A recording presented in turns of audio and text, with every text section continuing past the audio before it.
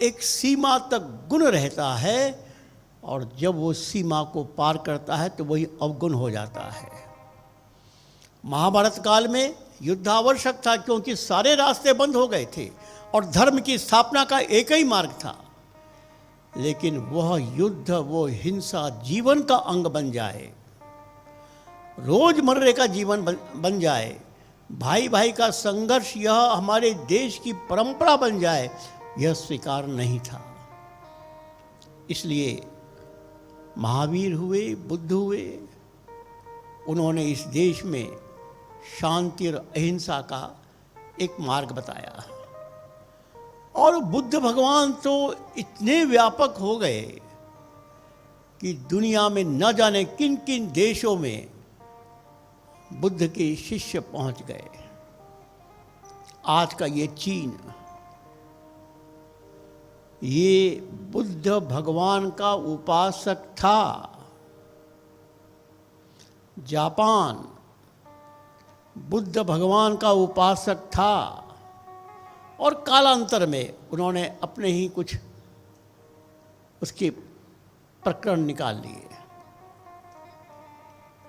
और जब हमारे देश पर मुगल काल था तब नानक पैदा हुए, क्योंकि उस समय भी जैसे तुलसीदास जी ने रामायण लिखकर इस उत्तर प्रदेश हिंदी भाषी क्षेत्रों में मनोबल को बनाए रखने का एक उपाय निकाला, ऐसे ही गुरु नानक देव ने पूरे पंजाब क्षेत्र में लोगों के अंदर मनोबल बनाया।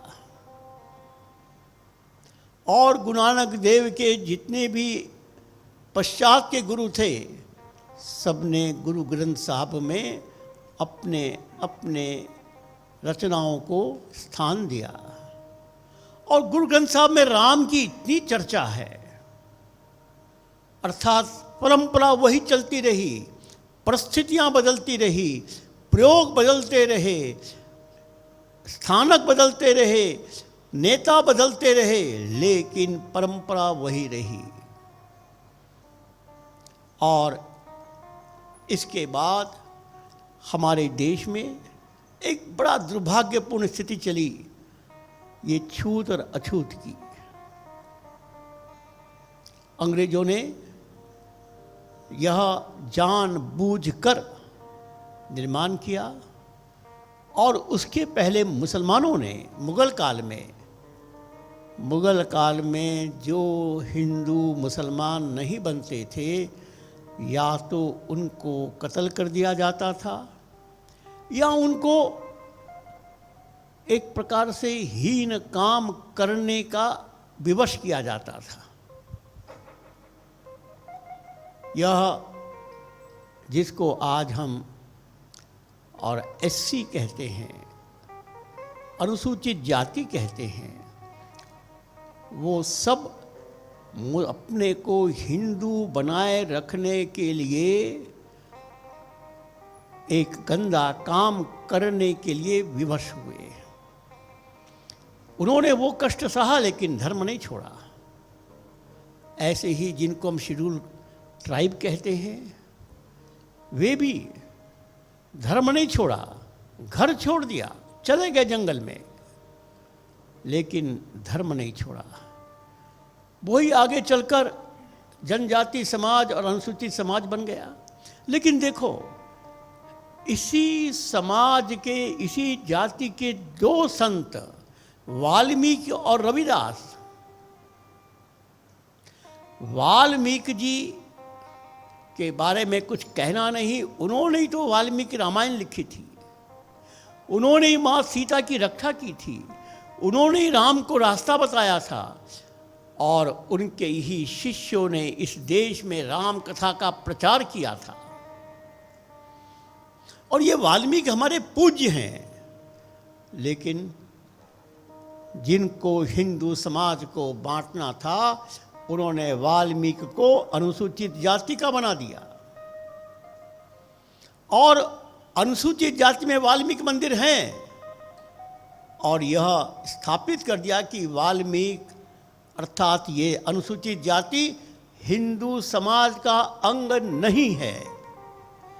यह स्थापित करने के लिए चर्च ने कोशिश की, देश के जो वैचारिक दुश्मन थे उन्होंने कोशिश की। और संत रविदास के बारे में तो कुछ कहना ही नहीं है। अरे उनकी शिष्या मीराबाई जो कि राजघराने की बहू थी और रविदास की शिष्या थी, और रविदास बिल्कुल सबको मान्य थे, कोई जाति की व्यवस्था नहीं थी। लेकिन पुनः हमारा दुर्भाग्य कि गुलामी के काल में मुगलों ने और अंग्रेजों ने हमारे हिंदू समाज को विभाजित करने के लिए ये सब अलग अलग बंधन बना दिए। तो हम भारत माँ को पूज रहे हैं, भारत माँ की सब संतान एक है। ऐसा कैसे हो सकता है कि एक माँ एक पिता परम पिता परमात्मा, एक माँ भारत माँ, और उनकी संतानों में भेद कैसे हो सकता है? और इसलिए इस आरती में कहा गया कि ये सारे के सारे जो तुम्हारे संतान हैं माँ, इन सब ने हमारा मस्तक ऊंचा किया है। ये सब तुम्हारे संतान हैं, सब एक हैं, ये सब एक है। यही भारत माँ की आरती है, यही भारत माँ की पूजा है। और इसलिए इस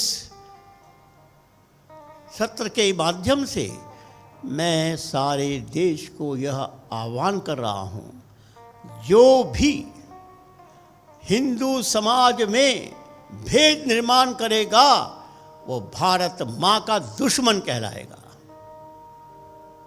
और इसलिए ऐसे दुश्मनों पर वैचारिक प्रहार करना होगा।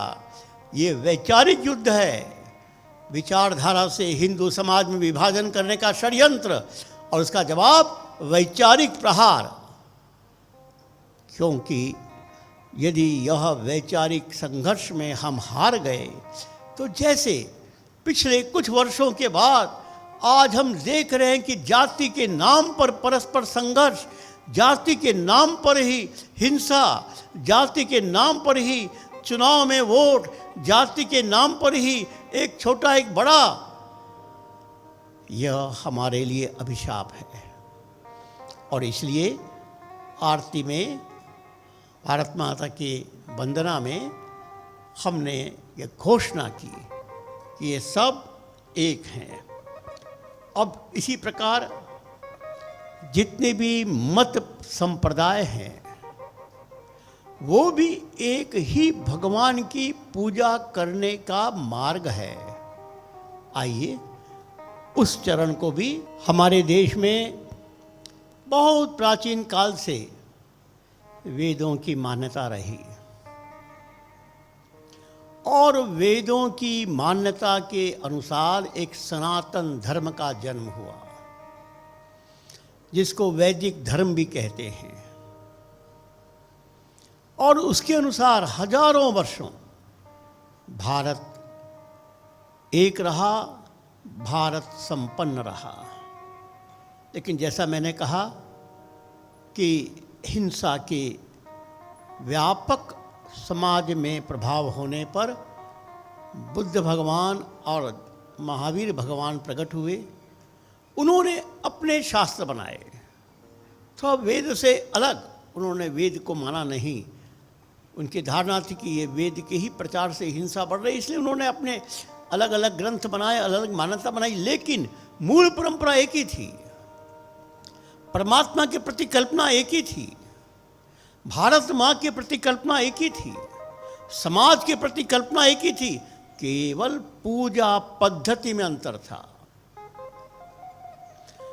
अब पूजा पद्धति तो ऐसा ही है कि एक परिवार में 4 भाई हैं, कोई लोहे का काम करता है, कोई कपड़े का काम करता है, कोई एडवोकेट है, कोई डॉक्टर है, सबके व्यवसाय अलग हैं। तो क्या व्यवसाय अलग होने का मतलब वो एक परिवार के नहीं है, एक माँ की संतान नहीं है?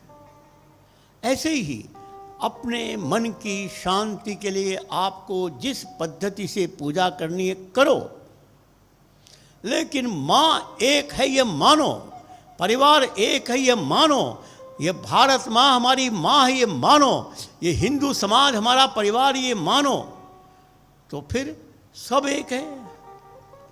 और यही तो बात हुई। और ये छूत रछूत, देखो कितनी दुख की बात है। प्रभु राम को मानने वाले लोग और शबरी जाति को अछूत मानते हैं। कई बार तो मुझे बहुत गुस्सा आता है कि शायद भगवान ऐसा कानून बनाए, जो शबरी को मां नहीं मानेगा उसको मां के राम के मंदिर में जाने का कोई अधिकार नहीं है। ये सब केवल बनावट है, नाटक है। अरे शबरी के पास राम जा सकते हैं, शबरी के झूठे बैर खा सकते हैं, और तुम राम भक्त बनकर शबरी को अछूत मानोगे? ये राम भक्ति है या नाटक है, दिखावा है, या यूं कहो राम का व्यापार कर रहे हो? राम के नाम से तुम अपनी आजीविका चला रहे हो? मंदिरों में आय बढ़ाकर तुम अपना काम कर रहे हो? फिर यह मंदिर किस बात के, यदि समाज में सही बात का प्रसार न हो? इसलिए मित्रों, कोई बात नहीं, कुछ लोगों ने गलती की तो कोई बात नहीं, हम लोग उसको ठीक करेंगे। हम समाज में बताएंगे कि शबरी समाज ये राम का पूज्य समाज है। इतना ही नहीं, राम को राम बनाने वाला समाज है। रामायण में यदि शबरी सुग्रीव का रास्ता नहीं बताती तो राम जी सीता की खोज कैसे कर पाते? राम जी को हनुमान जी कैसे मिलते? राम जी को सुग्रीव की सेना कैसे मिलती? सुग्रीव का रास्ता तो शबरी ने बताया ना, और उस शबरी को तुम अछूत मान रहे हो, जो राम का मार्गदर्शक है, और तुम अछूत मानते हो। कितनी हास्यास्पद बात है। इसलिए ये छूत और अछूत की बात, ये हिंदू समाज के माथे पर कलंक है। ठीक है, एक पीढ़ी ने जिन्होंने गुलामी काल में अपना जीवन जिया, वो पीढ़ी चली गई है, और इसलिए इतिहास के उस काले पृष्ठ को छोड़ दो। अब नए लोग और सामान्यतः सब लोग आज़ाद हिंदुस्तान में पैदा हुए, और यहाँ छूत अछूत मानने का कोई कारण नहीं है। हाँ, राजनीतिक स्वार्थ वाले लोग इस दूरी को बनाए रखना चाहते हैं, और वो इस समाज के अपराधी हैं। उनको दंड देना इस समाज की जिम्मेवारी है। जो भी यह बात बोले कि ये नीच जाति है, ये अछूत जाति है, ये ऐसा है, वैसा है, वंचित है, दलित है, ये सब बोलना अपराध है। कोई वंचित नहीं, कोई दलित नहीं, कोई छूत नहीं, कोई अछूत नहीं, सब एक हैं। अरे व्यवसाय अलग अलग है, एक परिवार के 4 भाइयों में व्यवसाय अलग अलग हो सकता है। इसलिए हमें इस देश में सामाजिक समरसता के लिए सबको एक बनाना होगा। अब इसके बाद की चौपाइयाँ सुनते हैं। संघ की प्रार्थना में हम पहली पंक्ति में बोलते हैं, नमस्ते सदा वत्सले मातृभूमे, त्वया हिंदुभूमे सुखं वर्धितोऽहम्, महामंगले पुण्यभूमे त्वदर्थे पतत्वेशकायो नमस्ते नमस्ते। यही बात यहाँ पर कही गई है। ये भारत माँ हमारे लिए मातृभूमि भी है, पुण्य भूमि भी है। हमको जन्म भी दिया और हमारा पालन भी किया। केवल पालन नहीं किया, हमको एक अच्छा मनुष्य बनने का मार्ग दिखाया। और इसलिए इस माँ के चरणों में पूरा जीवन समर्पित करना यह किसी भी भारत माँ के संतान की स्वाभाविक इच्छा है। और यही बात यहाँ कही गई, हे माँ तू मातृभूमि भी है, तू पुण्य भूमि भी है, जो कुछ मेरे पास है वो सब तेरा है। ये तन, ये मन, ये धन, तन तो तुमने जन्म दिया, मन की भावना तुम्हारे ही संपर्क से मुझे मालूम पड़ी, और धन तो तुम्हारे ही कृपा से मिला। तो मेरा क्या है, मैं सब कुछ जो मेरे पास है सब तेरा है। और इसलिए एक भक्त की भांति भारत माँ के संतान की इच्छा कि हे माँ अब मेरा पूरा जीवन तुम्हारे लिए काम आए। पतत्वेश कायो नमस्ते नमस्ते, यह शरीर तुम्हारे ही काम में आए। यह भावना हमें इस देश में प्रत्येक नागरिक में जगानी है। लेकिन एक बात हमको ध्यान रखनी चाहिए, संघ की शाखा में हम ये भाव जगाते हैं और एक बहुत बड़े स्तर तक हमें सफलता भी मिली है। लेकिन हमारा ग्रामीण भारत, जहाँ संघ की शाखा नहीं पहुँच पाई, ये सुदूर ग्रामीण भारत, वहाँ पर यह मातृभूमि की प्रति समर्पण प्रकृति माँ ने सिखाया। वहाँ कोई संघ की शाखा की आवश्यकता नहीं है। वहाँ उनको मातृभूमि के प्रति समर्पण के लिए कोई संस्कार की आवश्यकता नहीं है, उनके खून में है, क्योंकि वो प्रकृति माँ की संतान है। प्रकृति माँ माने भारत माँ,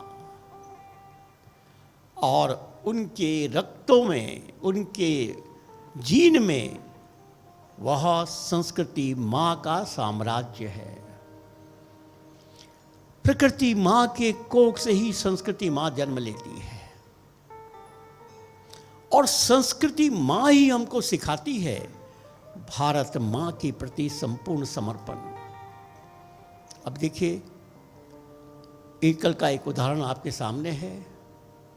आज एकल में हजारों सेवाव्रती हैं, लगभग 7,000 सेवाव्रती हैं,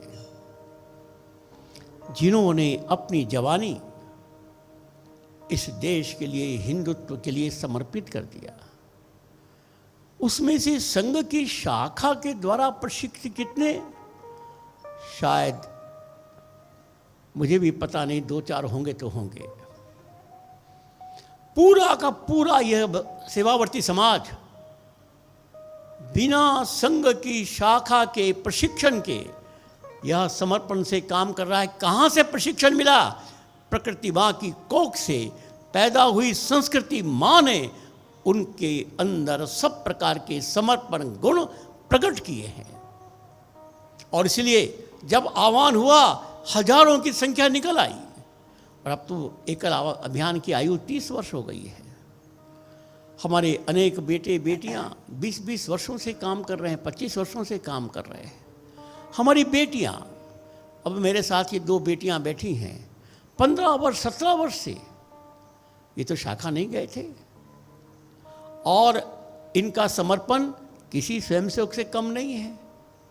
तो इनको ये संस्कार कहाँ से मिला? प्रकृति माँ से, संस्कृति माँ से।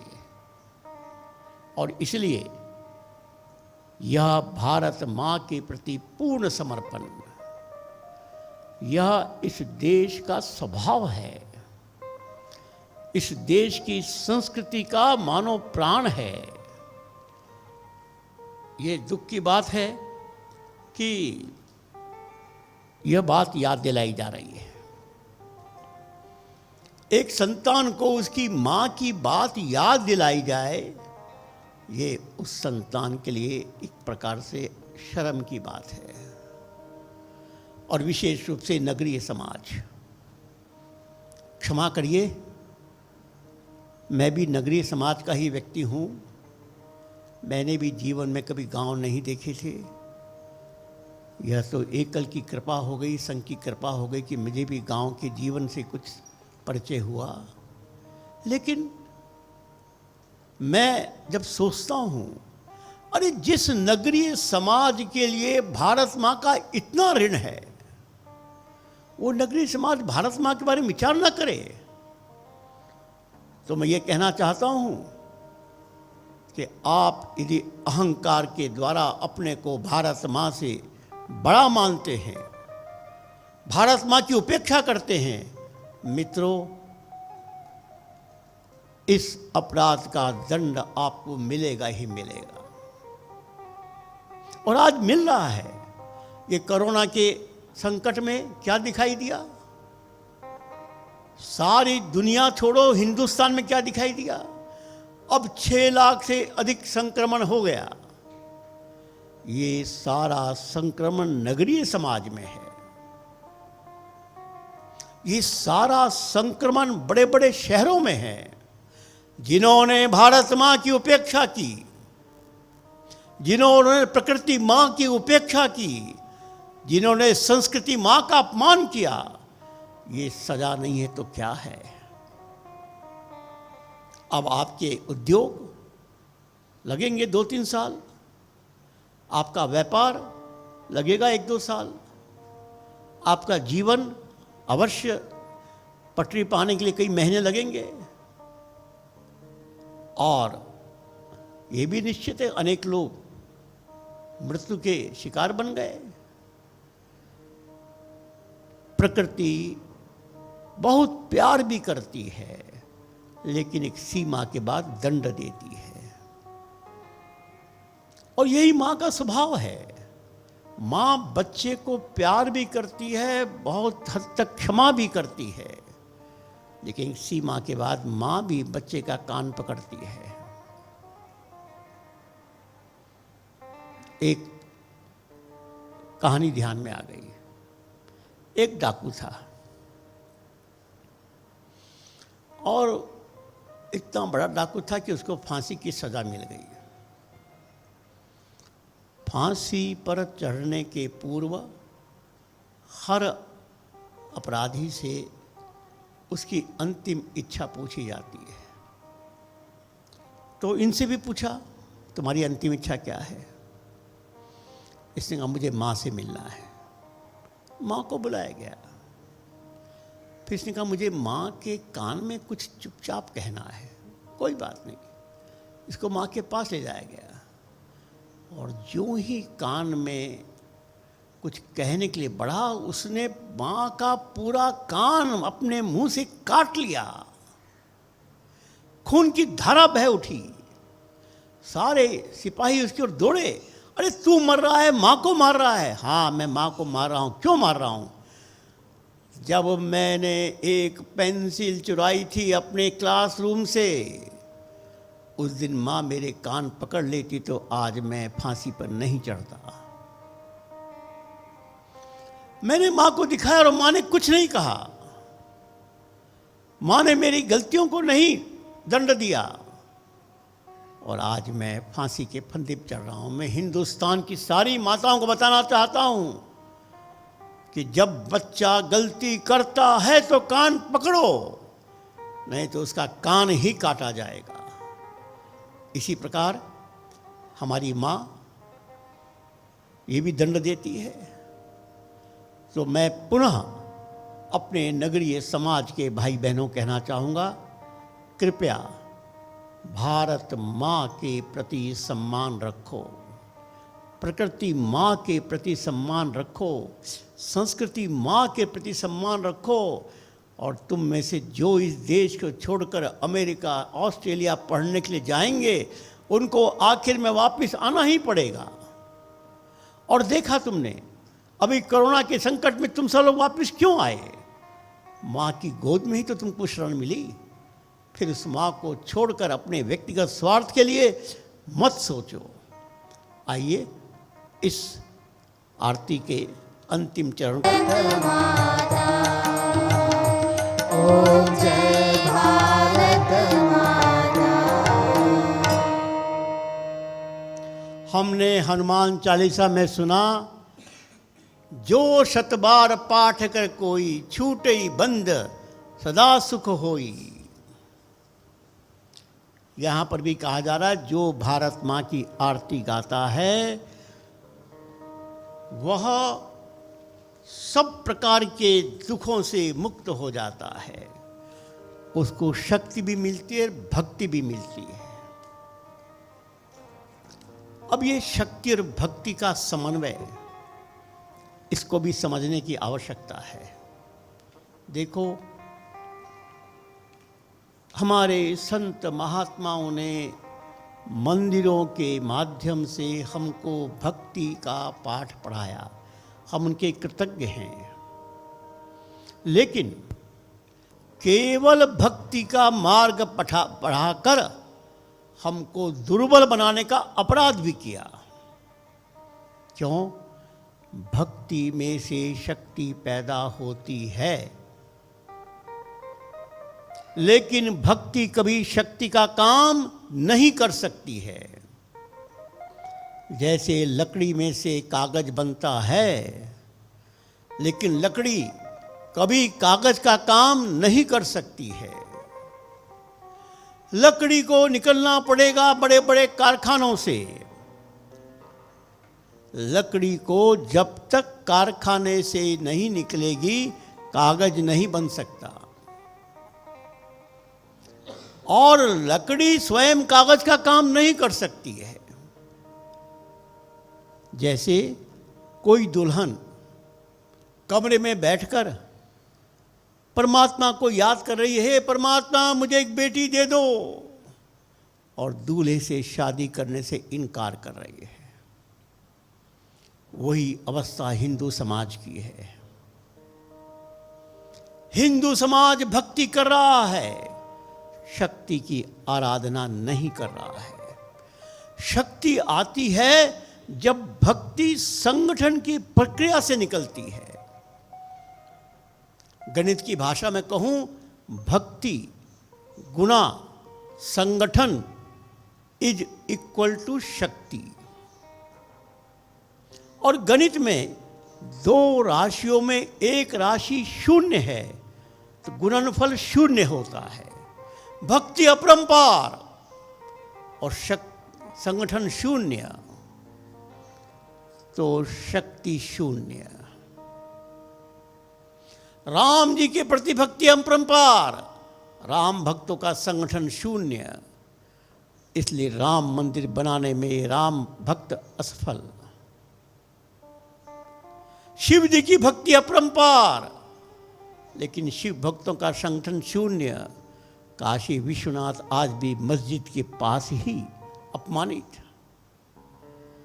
कृष्ण को जय जय कृष्ण बोलने वाले, राधे राधे बोलने वाले लोग अपरंपार, लेकिन कृष्ण भक्तों का संगठन आज ऐसी स्थिति में कि ये गोवर्धन, ये वृंदावन, ये पाकिस्तान बनने के रास्ते पर है।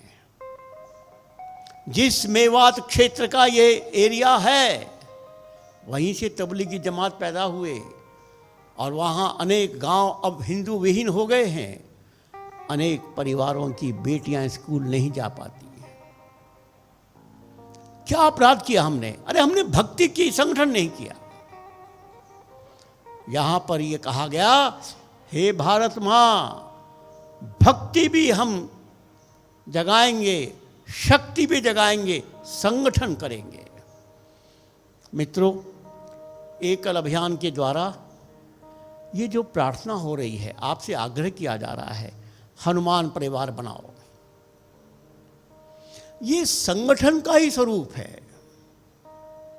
कल्पना करो, इस देश का प्रत्येक हिंदू महावीर का भक्त बन जाए, संगठन करे, हनुमान चालीसा पढ़े, लेकिन अनुशासन में एक साथ जैसा कहा जाए वैसा, उसको संगठन कहते हैं। आपने अपने घर में हनुमान चालीसा पढ़ लिया, वो संगठन नहीं है। और इसीलिए अब ये जो कार्यक्रम शुरू हुआ उद्घोष का, वो इसी उद्देश्य से कि हम हिंदू समाज को संगठन का संदेश दे सकें। विचार है कि जब थोड़ा हनुमान चालीसा का प्रकरण बढ़ेगा, हनुमान परिवार संख्या बढ़ेगी, महीने में एक दिन हम्पी अर्थात जहाँ महावीर हनुमान जी का जन्म स्थान, हनुमान जी का कर्म स्थान किष्किंधा में, वहाँ हमारे एकल अभियान की अच्छी टीम है। और ये विचार हुआ कि महीने में एक दिन वहाँ पर हनुमान जी की आरती होगी और सारा हिंदुस्तान का हनुमान परिवार अपने अपने घर में यह टीवी के माध्यम से या अपने इंटरनेट के माध्यम से उसमें सम्मिलित होगा, जिसको आजकल वर्चुअल कहा जाता है। अर्थात इसको संगठन कहते हैं। हनुमान चालीसा माध्यम है, लेकिन हनुमान चालीसा अनुशासन में गायन करना ये संगठन है।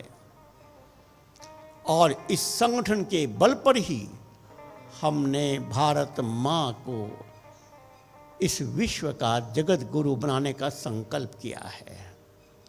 मित्रों, आज मैं इस आरती के माध्यम से, ये आरती रोज आप हमारे इस सत्र में सुन रहे हैं, आज मैंने व्याख्या की। मैं आपसे प्रार्थना कर रहा हूँ, ये व्याख्या कोई कठिन नहीं है, आपको याद है नहीं तो लिख लीजिए और इसको 2-3 बार पढ़ लीजिए। और जब भारत माँ की आरती प्रत्येक सत्र के अंत में होगी, आप भी आंख बंद करके भारत माँ की आरती को सुनते हुए, गाते हुए, इसके अर्थ का मनन करते हुए एक बार आप भाग लेंगे, आपके हृदय में भी भारत माँ जागृत हो जाएगी। आपका तन मन में भी भक्ति शक्ति जग जाएगी। और आपके मन में भारत माँ जग गई तो भारत माँ विश्व का मार्गदर्शन करने लायक हो जाएगी। हम भाग्यशाली कहलाएंगे, अपनी माँ को अपनी आँखों के सामने विश्व गुरु के पद पर बैठते हुए हम उस उत्सव में भागीदार बनेंगे। बहुत लंबा समय नहीं लगेगा, अपने जीवन काल में इसको करके दिखाएंगे। ये संकल्प ही इस सत्र में जो आप सब श्रोतागण हैं, इसकी दक्षिणा है। कृपया आप सब इस भारत माँ की आरती को अपने घर में हनुमान चालीसा के साथ जोड़ लीजिए और फिर देखिए कितना आनंद आता है। इतना ही कहकर आज आपको मैं नमस्कार कर रहा हूँ। धन्यवाद।